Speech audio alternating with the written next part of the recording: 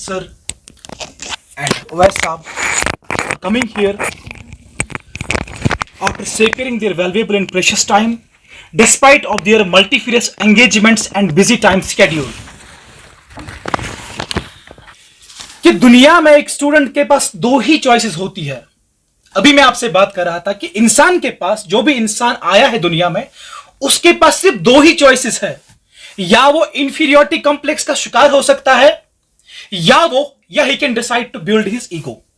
ठीक है, अब ये इंफीरियोरिटी कॉम्प्लेक्स क्या होता है? इंफीरियोरिटी कॉम्प्लेक्स मींस आप ऐसा से कम तरीके शिकार होते हैं कि हम नहीं कर सकते हैं। ठीक है ना? तो अगर आप if you decide to build your ego, तो आपको उसके लिए डेवलप करना है metaphor of shaheen. You have to develop the metaphor of shaheen. जब मैं बात कर रहा था, मैं इकबाल को के दायरे में बात करता था, क्योंकि उससे बढ़कर मुझे लगता नहीं है कि कोई फिलोसोफर है या उससे बढ़कर कोई ऐसा पर्सनालिटी है जो आपको इंस्पायर कर सकती है। जहां वो शाहीन की बात करता है, वो एक जगह कहता है, जपटना पलटना, पलट कर जपटना, लहू गर्म करने का है एक बहाना, परिंदों की दुनिया का दरवेश हूं मैं, कि शाही बनाता नहीं आशियाना। क्या मतलब है इसका? कि शाहीन एक ऐसा परिंदा है जो नहीं रुकता है। शाहीन एक ऐसा, देखो दो चीजें हैं, एक तो जाग है, एक शाहीन है, दोनों परिंदे हैं। और आप ये एक और वर्स है, हुई न जाग में पैदा बुलंद परवाजी, खराब कर गई शाहीन बच्चे को सोहबते जाग, हया नहीं है जमाने की आंख में बाकी, खुदा करे तेरी जवानी रहे बेदाग। या तो लाइफ में आप जाग बन सकते हैं या शाहीन बन सकते हैं आप। ठीक है ना? शाहीन क्या होता है? शाहीन अपना रेस्ट का प्लेस नहीं बनाता है। उसको नहीं पता है कि उसका नेस्ट कहां पे है, उसका प्लेस ऑफ रेस्ट कहां पे है। वो एक जगह कभी रुकता नहीं है, वो थकता नहीं है, वो हमेशा प्रोग्रेस में रहता है, वो हमेशा चलता है। जब रेन आती है, वो बियॉन्ड रेन जाके वहां जाता है। जब सभी परिंदे जाग वगैरह स्पैरो से छुप जाते हैं अपने घोंसलों में। ठीक है ना? और अभी मैं आपसे बात कर रहा था, दूसरी बात, अल्लामा इकबाल बोलता है, यहां सिर्फ सिरे शाही के वास्ते है गुला, यहां सिर्फ सिरे शाही के वास्ते है गुला। Here in this life it's only head of Shaheen that deserves crown. ठीक है ना? आपको अगर आगे बढ़ना है, आप जिस फेज में आए हैं, यहां सीएसए आप आए हैं, हमने सीएसए को डेवलप क्यों कर लिया है?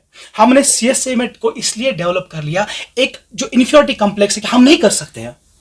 हमेशा हम में क्या है, हम अपने पास्ट को देख के ये एग्जाम्स क्वालिफाई किए हैं, और रिसेंटली जेकेपीएसए में 109 मार्क्स लेके वो थे। ठीक है ना?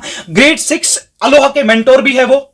हमारी डॉक्टर आरिफा जो यहां पढ़ाती है, नेट, जेआरएफ, सीटेट, ठीक है ना, एसएसबी के 2 एग्जाम्स, जो आपको यहां हामिया में पढ़ाती है, 3 एग्जाम्स क्वालिफाई कर लिया उसने भी। ठीक है ना? सारी टीम जो आपको वेटर्न है, हमारे एहसान साहब, जेई साहब जो यहां पे है बीएसएनएल के, ये भी आपको ही keep on visiting here for motivation lectures. ठीक है ना?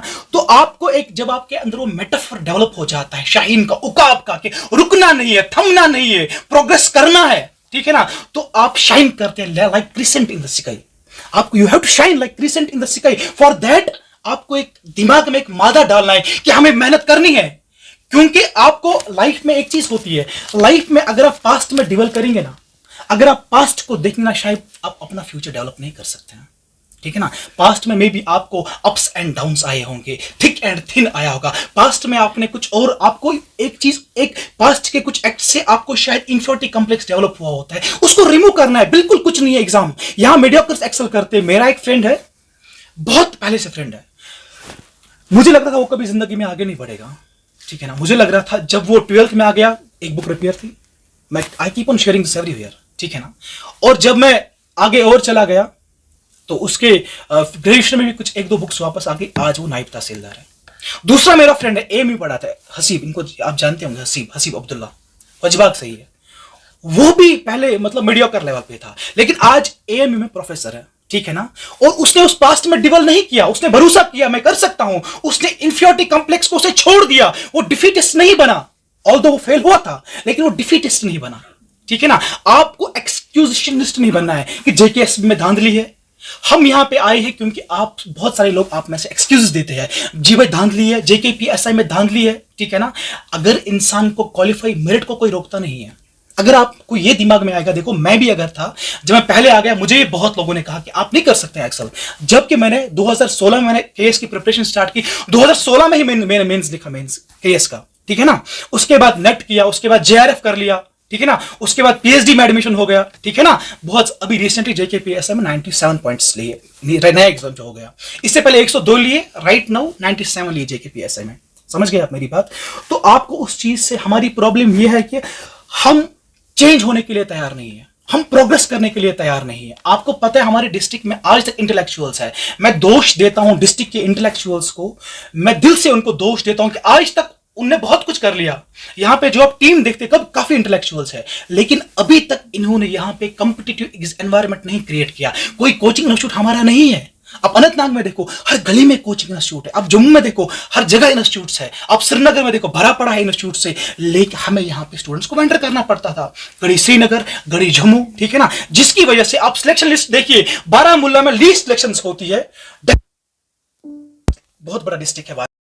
लोगों को एक एनवायरनमेंट क्रिएट करे कंपटीशन का, माशाअल्लाह 3-4 बैच हमने कंप्लीट कर लिए, केएस का बैच हमारा चल रहा है, और जो फैकल्टी है बिल्कुल वाइब्रेंट है, और जिन्होंने, वो कहते हैं ना, don't seek guidance from those who are not there where you aspire to go, don't seek guidance from those who are not there where you aspire to go, ठीक है ना। हम पहले खुद बन चुके हैं, पहले हमने खुद एग्जाम्स क्वालिफाई किए और अभी भी प्रोसेस में है, अभी भी हम प्रोसेस में एग्जाम्स के, अभी भी हम छोड़ते नहीं है, अभी भी हम डिफिटिस्ट नहीं है। हम आपको भी वही तरीका सिखाएंगे, आपको भी वही सिस्टम हम देंगे, आपको कौन सा रोड मैप चुनना है। और हमारे जो ऑलरेडी बैच है, हमारे स्टूडेंट्स ने दोबारा से एडमिशन कर लिया।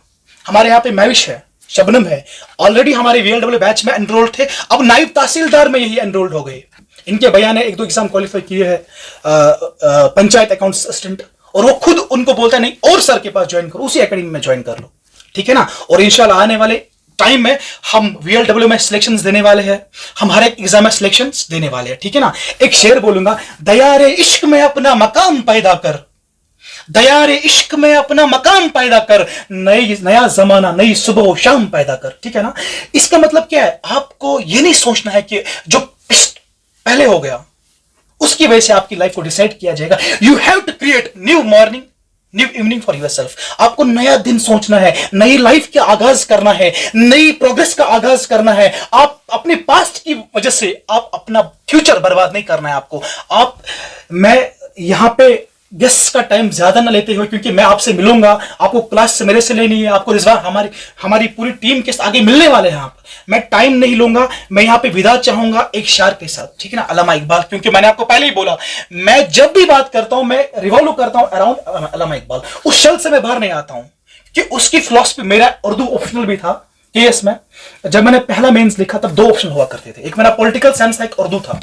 तो उर्दू में जब मैं अल्लामा इकबाल को पढ़ता था, वहां एक मेरा मेटाफर, एक उसकी सोच ही मेरे अंदर क्रिएट हो गई, मैं उसके अलावा बात ही नहीं करता हूं बाहर, ठीक है। और मैं ये शायर कुछ है जो बहुत इंस्पायरिंग मुझे लगता है, ए ताहिरे ला होती, ए ताहिरे ला होती उस रिस्क से मौत अच्छी, ए ताहिरे ला होती उस रिस्क से मौत अच्छी, जिस रिस्क से आती हो परवाज में कोताही, death is preferable to that life which hinders your flight. उस दाने से, उस खुराक से मौत ही अच्छी है, उस खुराक से जो आप खाते हैं उससे आपको मौत ही अच्छी है, अगर वो आपकी उड़ान को, अगर वो आपको फ्लाइट को रोकता हो। अल्लाह हाफिज, शुक्रिया।